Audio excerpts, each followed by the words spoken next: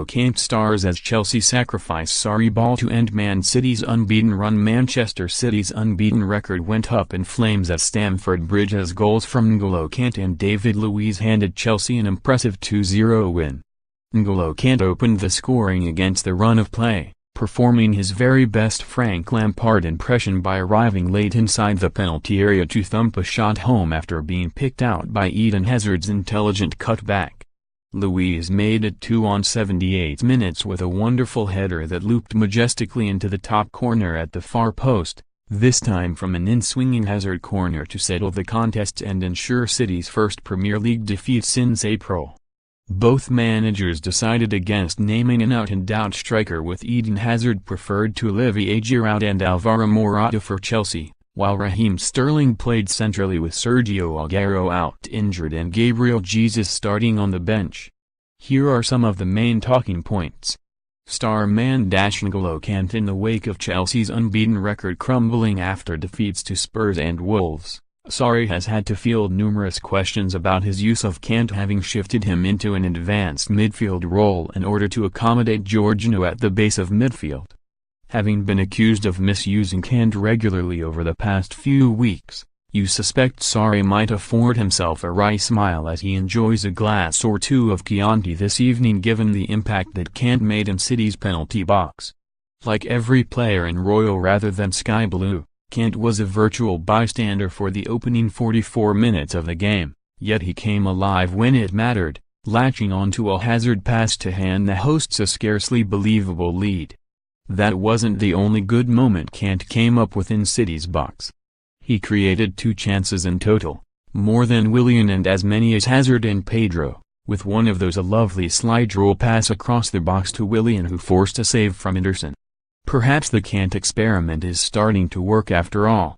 Weak link, Riyad Mahrez slightly harsh on the Algerian as none of City's forward players were at their best. But Guardiola's decision to sacrifice Leroy Sane for Gabriel Jesus rather than Riyad Mahrez seemed slightly harsh, considering Sane had looked extremely dangerous in the first half. Sane had passed up a great opportunity to score in the first half when he dawdled on the ball for too long before being dispossessed, yet he did have Cesar Azpilicueta rattled at times, which is more than Mahrez had on his opposite number Marcos Alonso. Although Alonso is undoubtedly the most effective attacking fullback in the division, his defensive shortcomings have been exposed recently, and it was clear early on that City were targeting that side, attacking down Chelsea's left 42.7% of the time, compared to 37.2% on the left.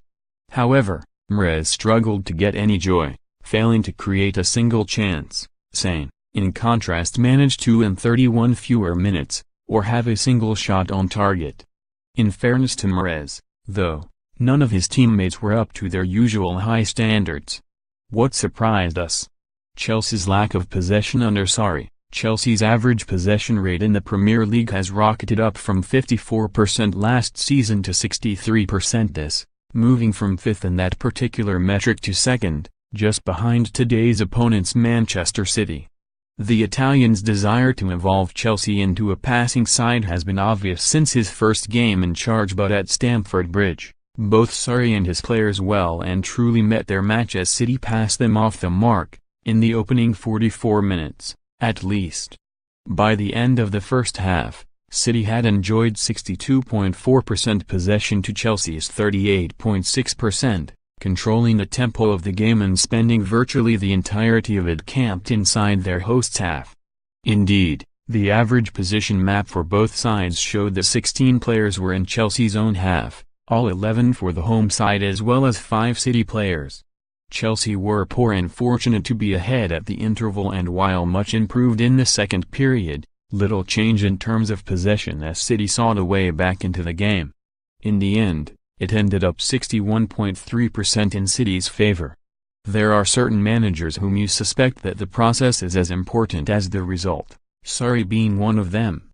Before the game, he lauded Pep Guardiola as the best coach in the world and ultimately his aim to mold a Chelsea side in City's image, one that can dominate games through controlled possession and win major honors while doing so.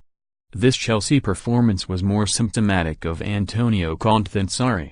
Nevertheless, Given the esteem in which he holds Guardiola, Chelsea's current Italian manager will most certainly savor this result, no matter how it was achieved.